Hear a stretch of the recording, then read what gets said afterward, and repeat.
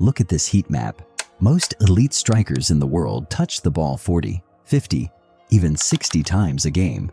They drop deep, they link up play, they need to feel the ball at their feet to stay in the game.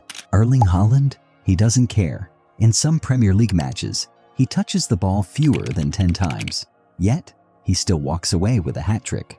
How is it physically possible for a player to be completely invisible for 89 minutes and still be the most terrifying man on the pitch?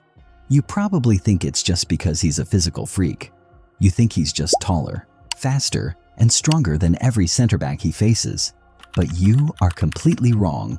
If it was just about muscle, elite Premier League defenders would have figured him out by now. The truth is actually a bizarre psychological trick. Erling Haaland isn't just running, he is actively manipulating the human eye. While other strikers fight for the ball, Haaland is playing a silent game of chess in a place defenders cannot see, the blind spot. Football is a game of attention. The human brain can only focus on one thing at a time. For a defender, that is usually the player with the ball. Watch closely.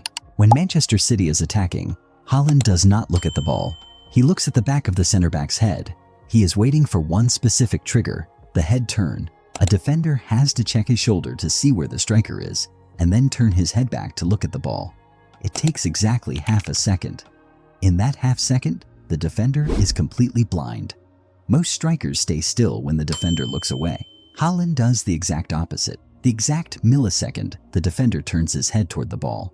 Haaland moves into the space the defender just looked away from. By the time the cross comes in, the defender turns back around, and he is gone. It looks like magic, but it is pure neuroscience.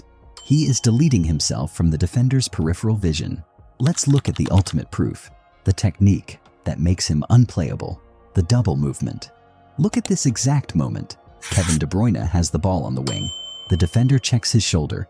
He sees Haaland making a run toward the front post. The defender's brain registers the threat and shifts his body weight forward to block the run. But Haaland never intended to go there. He took 2 heavy steps forward on purpose, purely to force the defender to shift his weight. The moment the defender commits, Haaland slams on the brakes, pushes off his back foot, and drifts backward into completely empty space. It requires 0 touches. It requires 0 dribbling. It is 100% psychological manipulation. He creates a ghost, makes the defender chase it, and then arrives alone to finish the play. 1 touch, 1 goal. People criticize Erling Haaland. They say he isn't a complete footballer. They say he doesn't contribute to the build-up play or do stepovers like Mbappe or Vinicius, but they are missing the entire point. Other players want to be the director of the movie. They want to touch the ball 60 times and orchestrate the beautiful game. Erling Haaland doesn't want to be the director. He just wants to be the executioner. He has realized the ultimate truth of football. The ball is just a distraction.